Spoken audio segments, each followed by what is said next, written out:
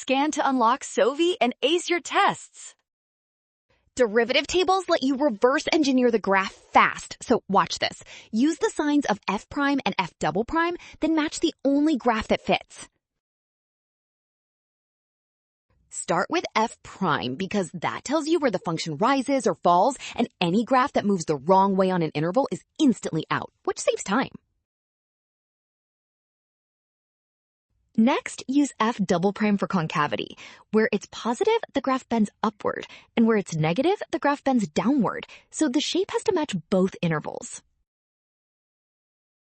Then combine direction and bending around x equals 2, and the only graph consistent with the table's behavior is option B. Well done! Option B. Scan now, watch signs, and avoid rush. Trust given information and check steps so direction and concavity both match.